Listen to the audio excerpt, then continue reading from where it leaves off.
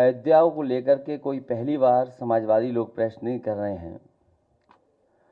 इससे पूर्व में भी समय समय पर जब किसान आए, व्यापारी आए और हमारे गरीब जिनके साथ अन्याय हुआ उस समय आए, तो हम लोगों ने समय समय पर प्रेस के माध्यम से सरकार को जानकारी देने का काम किया। लेकिन सरकार सुनने वाली नहीं है और जो कुछ समाजवादियों ने जिस समय रखा,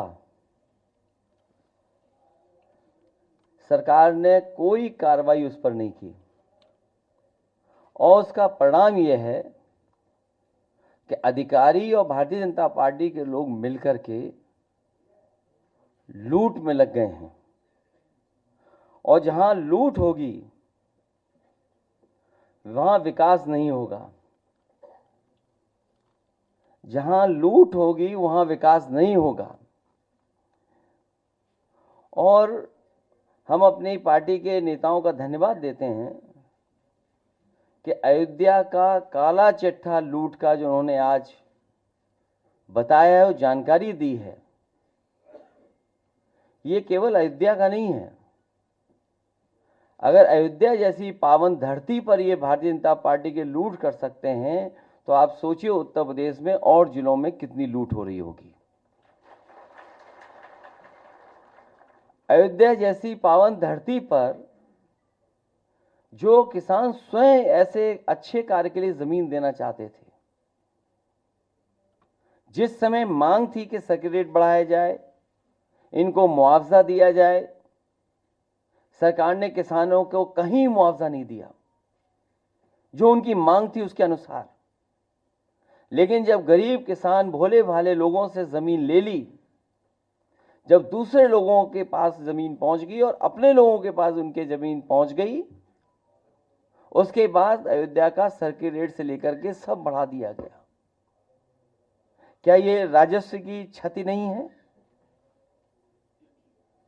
और मुझे खुशी इस बात की कि तमाम भारतीय जनता पार्टी के पदाधिकारियों की सूची और अधिकारियों ने जिन्होंने जमीन ली है, उनकी रजिस्ट्रियों की कॉपी हमें दी है। ये रजिस्ट्रियों की कॉपी है। और यही नहीं है, बहुत बड़ी संख्या में फाइल में हैं ये सब। केवल यही लूट नहीं हुई, सेना जैसी जो डिफेंस है, उस डिफेंस के जमीन से कोई छेड़खानी नहीं करता। कभी इस डिफेंस की जमीन की तरफ कोई नहीं देखता। और जहां पर फायरिंग रेंज थी, जहां पर आर्टिलरी या और अभ्यास के लिए इस्तेमाल जमीन होती थी, उस जमीन को भी इन्होंने भारतीय जनता पार्टी के लोगों ने बेच दिया। और अपनी हार के कारण जनता को दुख देने के लिए, जनता को परेशान करने के लिए रेलवे अलाइनमेंट भी बदल दिया। जो अलाइनमेंट पहले था उसमें किसी गरीब की ज्यादा जमीन नहीं जा रही थी, किसी का कारोबार नहीं खत्म हो रहा था। लेकिन जानबूझ करके भारतीय जनता पार्टी ने कि अब चुनाव हार गए हैं, सरकार उनकी है, तो हम रेलवे का भी अलाइनमेंट बदल देंगे। और रेलवे का अलाइनमेंट भी बदलने के काम चल रहा है, जिससे कि गरीबों की जमीन वो छीन लें, घर मकान जो सदियों से रह रहे हैं, जो कारोबार कर रहे हैं, उनका छीन लें। तो ये तो अयोध्या केवल एक जिला है। इसी तरह पूरे प्रदेश में हर जिले में भारतीय जनता पार्टी लूट मचा रही है। तो क्या है जीरो टॉलरेंस उनका करप्शन के लिए? जिन्होंने नारा दिया कि हमारा जीरो टॉलरेंस है करप्शन के लिए, क्या यही जीरो टॉलरेंस है इनकी कि अपने लोगों को और माला माल बना दें? क्योंकि भोली वाली जनता को यह नहीं आभास था कि इस जमीन की कीमत कल क्या होगी। लेकिन अधिकारी और बीजेपी के लोगों को पता था कि कल इसकी कीमत क्या होगी। ये सबसे ज्यादा बड़ी लूट अगर कहीं हुई है तो अयोध्या में भारतीय जनता पार्टी और अधिकारियों ने मिलकर के लूट की है। हम अपने गरीबों को जो आए आज हैं, इनको कहना चाहते हैं कि समाजवादी आपके साथ हैं। और जितने भी विकास कार्य हो रहे हैं उसके विकास के खिलाफ नहीं है। अयोध्या वर्ल्ड क्लास सिटी बने, अयोध्या के पास और अयोध्या के आसपास वर्ल्ड क्लास इंफ्रास्ट्रक्चर हो। हालांकि उसके लिए दिमाग चाहिए होता है। अगर वर्ल्ड क्लास इंफ्रास्ट्रक्चर और वर्ल्ड क्लास सिटी बनाने के लिए हम अपने अयोध्या वासियों को भरोसा दिलाते हैं कि 2 साल के बाद जब सरकार समाजवादियों की आएगी, अयोध्या को वर्ल्ड क्लास सिटी और किसी भी हमारे गरीब किसान उसका नुकसान नहीं होने दिया जाएगा, उनकी ज्यादा से ज्यादा भरपाई की जाएगी। और अगर सर्किल रेट भी हमें बढ़ा करके अगर अयोध्या वासियों को मुआवजा देना पड़ा तो सर्किल रेट बढ़ा करके उनको मुआवजा दे करके उनके घर परिवार में भी खुशहाली लाने का काम करेंगे। चाहे ओवरब्रिज हो या जो प्राइवेट बिल्डर्स को जमीन दी जा रही है, महर्षि योगी जी के नाम पर जो ट्रस्ट था उसमें भी कुछ अधिकारी लोग घुस गए हैं, पता लगा है, केवल इसलिए कि उन्हें पता है कि उसकी कीमत कल क्या होगी। तो एक तरफ तो जहां ये लूट मची उत्तर प्रदेश में, वहीं अन्याय की सब सीमा टूट गई हैं। अभी हमें सुल्तानपुर के परिवार के सदस्य मिले जिनके बेटा इंजीनियर। कोई कल्पना कर सकता है आज के समय पर कि मुंह पर टेप लगा दिया जाए, हाथ पैर बांध दिए जाएं और पीट पीट करके उसकी जान ले ली जाए? क्या ये सुल्तानपुर की पहली घटना थी? इससे पहले भी इसी तरह की घटना हुई थी। अगर आपको याद हो कि भारतीय जनता पार्टी से संबंधित रखने वाले ने एक हत्या की थी वहीं पर सुल्तानपुर में। और अभी जो झूठी कहानी पढ़ी जा रही है इनकाउंटर को लेकर के, कोई ऐसा व्यक्ति नहीं है जो न जानता हो कि भारतीय जनता पार्टी की सरकार में झूठे इनकाउंटर हो रहे हैं, हत्या की जा रही है। जो मंगेश यादव की हत्या हुई है, गांव से लेकर के आसपास के लोग जानते हैं कि पुलिस रात में आई थी, उठा ले गई, पुलिस उठा करके ले गई एसटीएफ। और सोचिए आप कैसी कहानी गढ़ी गई कि उसके पास नया बैग था, अमेरिकन टूरिस्ट बैग बताया गया, और जब बैग खोला गया तो उसमें भी कपड़े नए मिले शोरूम से खरीदे हुए। और जो मोटरसाइकिल मिली, सुनने में आ रहा है कि जो मोटरसाइकिल जिसकी चोरी हुई थी कई दिनों बाद एफआईआर लिखी गई। और उसके घर परिवार के लोगों के मां का इनको दर्द समझ में नहीं आ रहा, बहन के आंसू नहीं समझ में आ रहे हैं। और सोचिए कैसा दिमाग इनका, सरकार ने कैसी होशियारी दिखाई कि चप्पल में इनकाउंटर कर दिया। बताइए आप कैसा दिमाग है इन लोगों का, क्या होशियारी दिखाई। कौन नई तस्वीर देख करके बता सकता है कि यह झूठा इनकाउंटर हुआ था? और यह पहला झूठा इनकाउंटर नहीं है यूपी का, तमाम इनकाउंटरों पे उंगली उठी है। जिस समय पहला इनकाउंटर नोएडा में जिम इंस्ट्रक्टर को हुआ था, उस समय भी हम लोगों ने कहा था कि पुलिस वालों ने लूटने के लिए, दबाव बनाने के लिए हत्या का प्रयास किया है, और उस समय भी कार्रवाई नहीं हुई है। अभी तक जितनी भी हत्याएं हुई हैं या इनकाउंटर हुए हैं, सबसे ज्यादा पीड़ित परिवार के लोगों की हत्या की सरकार ने। हम लोग न्याय दिलाने के लिए सदन से लेकर के और संघर्ष के बीच में भी जाना पड़ेगा, तो समाजवादी लोग पीछे नहीं रह सकते। और भाजपा ने तो इतने इनकाउंटर किए, उत्तर प्रदेश को फर्जी इनकाउंटर की राजधानी बना दी इन्होंने, फर्जी इनकाउंटर की राजधानी बनकर के।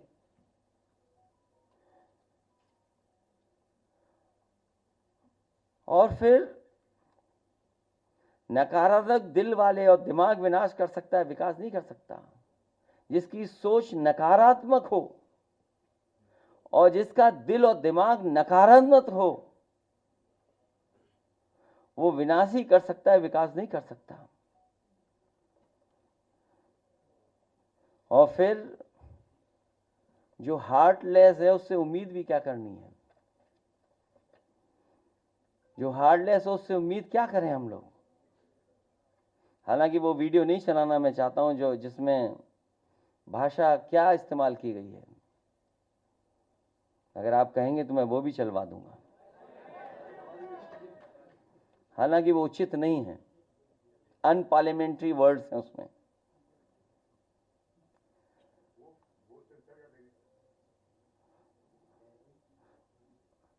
अगर दिमाग होता तो चप्पल में एनकाउंटर नहीं करते। इसलिए जहां ये सरकार लूट कर रही है वहीं एनकाउंटर करके डराना चाहती है, और केवल बदनाम करने के लिए जानबूझ करके ढूंढ ढूंढ करके कि कौन है, किसको एनकाउंटर किया जाए, वो भी अधिकारी बैठ करके रणनीति बनाते हैं। सोचो, जो रात भर बैठ करके रणनीति बनाएंगे उनसे क्या उम्मीद करोगे न्याय की आप। रणनीति इसी बात की बनाते हो कि हत्या करनी है, वो हत्या में ना पकड़े जाएं, तुमसे उम्मीद क्या करोगे आप। केवल फेक इनकाउंटर नहीं, बल्कि संविधान ने जो अधिकार दिए हैं उन अधिकारों को ये सरकार छीन रही है। 69,000 वाले बच्चे कितना आंदोलन कर रहे हैं, सोचिए, कोई कल्पना कर सकता है। लेकिन ऐसी साजिश, षड्यंत्र कि दोनों को भिड़ा दो, आप दोनों को लड़ा दो। इसलिए भाजपा किसी की सगी नहीं है, न इनकी न उनकी। भाजपा किसी की सगी नहीं हो सकती, केवल उन्हें अपना स्वार्थ सिद्ध होना चाहिए। इसलिए जहां लूट की गई है उसके कागज आए हैं। मैं तो लीड ऑपोजिशन से दोनों सदनों में कहूंगा कि बाकायदा पूरी सूची सदन में दी जाएगी, और समय आने पर कि हम लोग कैसे आगे बढ़ें उस पर भी हम लोग काम करेंगे। क्योंकि अभी कुछ नाम आए हैं तस्वीरों के साथ, अभी बहुत सारे नाम आना बाकी हैं, जिसमें बहुत जिम्मेदार अधिकारी भी हैं और भारतीय जनता पार्टी के बड़े बड़े नेता और पदाधिकारी भी हैं।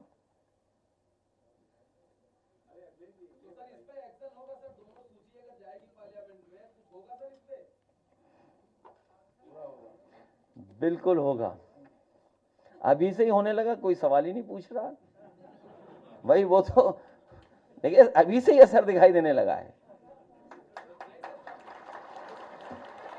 और कौन नहीं जानता है यहां जितने लोग बैठे हैं मार्केट वैल्यू क्या है, सर्किट रेट कब बढ़ाया गया। ये तो कम से कम आपको भी पूछना चाहिए कि जब गरीब से जमीन ली जा रही थी उस समय सर्किट रेट क्यों नहीं बढ़ाया गया। कम से कम गरीब के घर में 2 पैसे ज्यादा आ जाते। लेकिन आप कारोबार करवाना चाहते थे, अपने लोगों को लाभ पहुंचाना चाहते थे।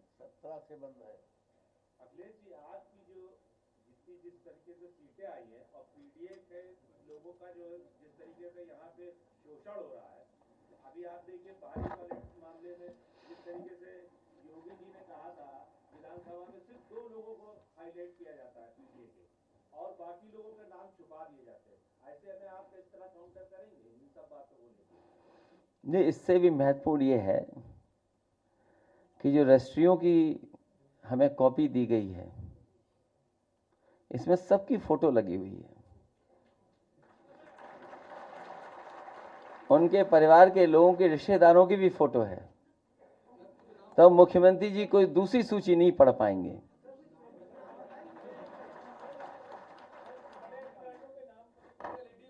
ये तो मैं समझता हूं आप पत्रकार साथी हैं, आप भी खोजबीन में माहिर हैं, मुझे उम्मीद है इसके बाद आप खोजबीन करेंगे और तमाम अधिकारी और तमाम भारतीय जनता पार्टी के नेताओं के आप भी निकालेंगे नाम और अखबारों में फ्रंट पेज पे छापेंगे आप।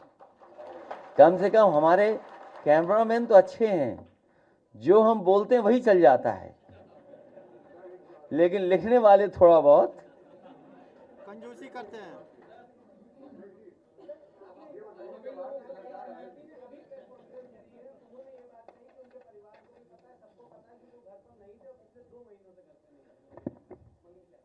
मोटरसाइकिल कहां से आई आपने नहीं पूछा? वो बैग जो अमेरिकन एक्सप्रेस का नया दिखाई दे रहा है वो कहां मिला? कम से कम इतना तो दिमाग रखते कि चप्पल पहन करके खून बहते हुए तस्वीर न खिंचवाते। और फिर आप खुद स्वीकार कर रहे हैं कि मास्टरमाइंड कोई और था, मुख्य सरगना कोई और था। आप मास्टरमाइंड का क्यों नहीं इनकाउंटर किया? क्या वजह थी? क्योंकि आप सुन के वापस आ गए होंगे। कोई एसटीएफ से सवाल पूछ लेगा। ये स्पेशल टास्क फोर्स है। कुछ लोगों ने फुल फॉर्म कुछ और भी बनाया है। क्या आप सवाल पूछ लोगे? नहीं पूछ पाओगे।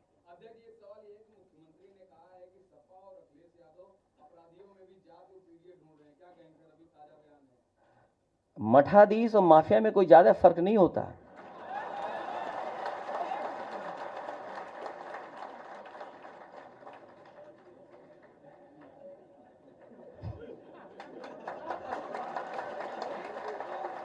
नहीं, अगर आप डिक्शनरी उठा के देख लो भाई डिक्शनरी तो आपको भी उठा के देखनी पड़ेगी। और ये सूची, ये जो जानकारी आप मुझसे ले रहे हैं, जो मुझसे कह रहे हैं, सरकार ने खुद जारी किए हैं, कई अखबारों ने खुद जारी किए हैं वो नाम, वो नंबर्स। तो जो हमारे साथी यहाँ पूछ रहे थे, बताओ उसमें पीडीए परिवार के लोगों के 60 से लेकर 70% लोगों का इनकाउंटर हुआ है कि नहीं हुआ है? और जो 42 अन्य दिखा रहे हैं आप, अगर आंकड़ा और डाटा ठीक है, तो सबसे ज्यादा फेक इनकाउंटर अगर किसी के हुए हैं तो पीडीए के परिवार के लोगों के ही हुए हैं। ये तो सरकार खुद दिखा रही है, ये कोई मेरे आंकड़े नहीं है। और फिर जो सवाल हमसे पूछ रहे हैं, क्या कोई कॉन्स्टिट्यूशनल बॉडी का या कोई चीफ मिनिस्टर 16 नामों की सूची गई हो, केवल 2 नाम पढ़े गए हो जो मौके में नहीं थे, सीसीटीवी कैमरे में नहीं थे? वो क्यों? ये वो लोग हैं जो हारे हुए लोग हैं, और कई बार जो खुद होते हैं, जो खुद हैं वो जो।